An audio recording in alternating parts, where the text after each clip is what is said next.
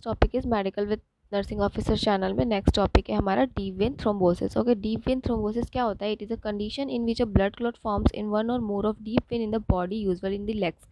तो deep vein thrombosis में क्या होता है कि जो वेन्स होती है हमारी, तो दो दो टाइप की वेन्स होती हैं, एक सुपरफिशियल और एक डीप वेन। तो डीप वेन्स होती है वहाँ पे थ्रोम्बस का फॉर्मेशन हो जाता है in the deep vein thrombosis. But thrombus क्या होता है? It is a clot formation due to injury, किसी भी इंजरी की वजह से क्लोट का फॉर्मेशन हो जाना, that is called thrombus.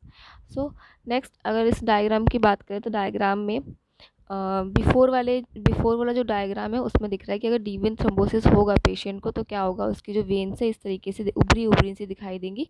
And अगर ये नॉर्मल पिक्चर है। Next, this all are deep veins. And अगर पेशेंट को डीप वेन थ्रोम्बोसिस हो जाता है तो उसके बाद क्या होगा, लेग में स्वेलिंग हो जाएगी, रेडनेस हो जाएगा and all that symptoms will appear. Next we will go for aetiology. अगर ईटियोलॉजी में क्या होगा, अगर that can be inherited and prolonged bed rest. If any patient is having bed rest from a very long time, then the chances of this increases.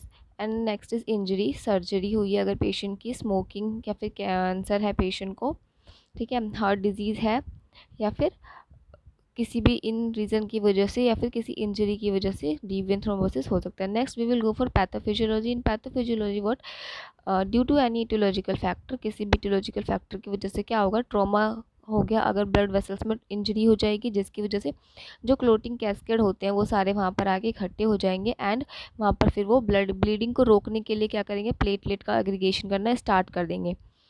सो अगर injury होने के बाद वो प्लेटलेट का एग्रीगेशन करना स्टार्ट कर देंगे तो प्लेटलेट वहाँ पर आकर जम जाएगा और ब्लीडिंग को होने से रोक देगा, है ना।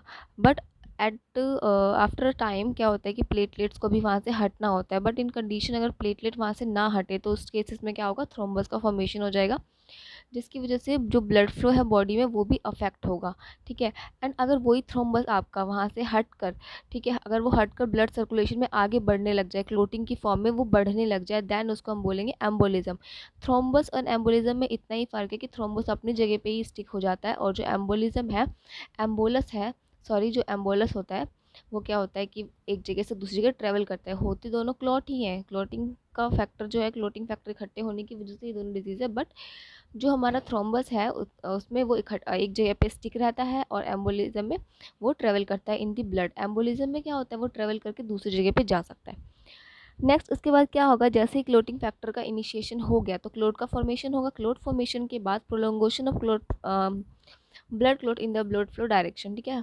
अगर बहुत देर तक ब्लड क्लोट रहता है तो वो ब्लड फ्लो के साथ साथ आगे बढ़ने लग जाएगा, फिर ऑब्स्ट्रक्शन हो जाएगी ब्लड फ्लो में जिसकी वजह से क्या हो सकता है, प्रेशर इंक्रीज होगा ब्लड पे, वेसल्स पे, है ना, और उसकी वजह से हाइपरटेंशन हो सकता है एंड पेशेंट को ओडीमा हो सकता है। So this is all about pathophysiology.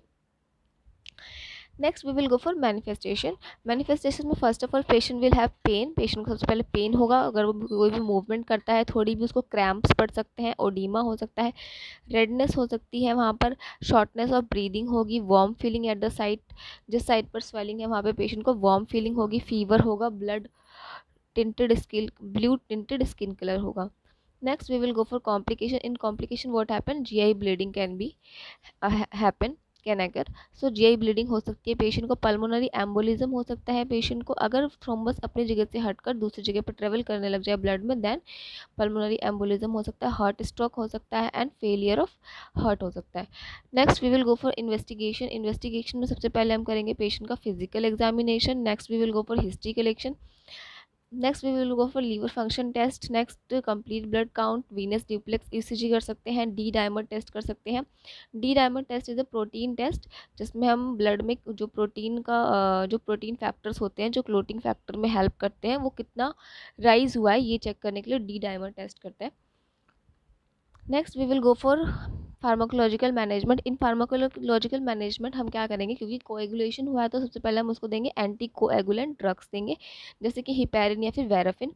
Next thrombolytic agent दे सकते हैं, प्लाज्मा एक्सपेंडर दे सकते हैं और एंड सिम्टोमेटिक ट्रीटमेंट हम पेशेंट को देंगे। नेक्स्ट अगर हम नॉन फार्माकोलॉजिकल मैनेजमेंट में करें तो सबसे पहले हम उसका करेंगे life style modification and exercise, low cholesterol diet, regular checkup and stress reduce. Next we will go for surgical management. In surgical management we can do thrombolectomy. जहाँ पर थ्रोम्बोस का फॉर्मेशन है उसको वहाँ से हटा देना, that is थ्रोम्बोलेक्टमी.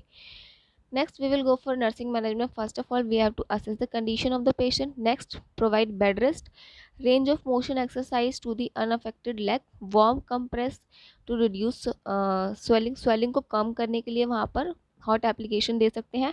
Vital science check करेंगे, पेशेंट की कंडीशन को एक्सेस करेंगे कहीं वो थ्रोम्बस एम्बोलिज्म में कन्वर्ट ना हो जाए.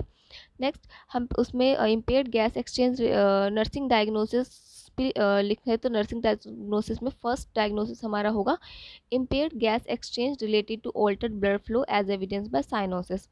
Next, ineffective peripheral tissue perfusion because edema हो रहा है तो ineffective tissue perfusion related to venous stasis as evidenced by tenderness. Next, acute pain related to inflammatory response in affected vein as evidenced by restlessness. Risk of bleeding related to complication is evidenced by physical examination. So ये nursing diagnosis हो सकते हैं. This is all about deep vein thrombosis. Deep vein thrombosis के last में pathophysiology पर और देखते हैं. Due to any aetiological factor क्या होगा, जो ब्लड वेसल्स उसमें इंजरी हो जाएगी. इंजरी होने की वजह से वहाँ पर क्लोटिंग फैक्टर्स आ जाएंगे जमने के लिए. फिर वहाँ पर प्लेटलेट्स का एग्रीगेशन होगा. प्लेटलेट का एग्रीगेशन होने के बाद क्लोट का फॉर्मेशन हो जाएगा. क्लोटलेट अगर बहुत दिनों तक रह गया तो वो ब्लड के फ्लो की साथ डायरेक्शन में ब्लड फ्लो की डायरेक्शन में ट्रेवल कर सकता है. अगर वो वहाँ से नहीं हटा, फाइब्रोजेनेसिस नहीं हुआ, तो उस कंडीशन में वो ब्लड के साथ साथ और बॉडी पार्ट में ट्रेवल करेगा, जो कि आगे चल के ऑब्स्ट्रक्शन कॉज कर देगा ब्लड फ्लो में, जिसकी वजह से क्या होगा, इंक्रीज हो सकता है blood pressure and oedema can be there. So this is all about deep vein thrombosis.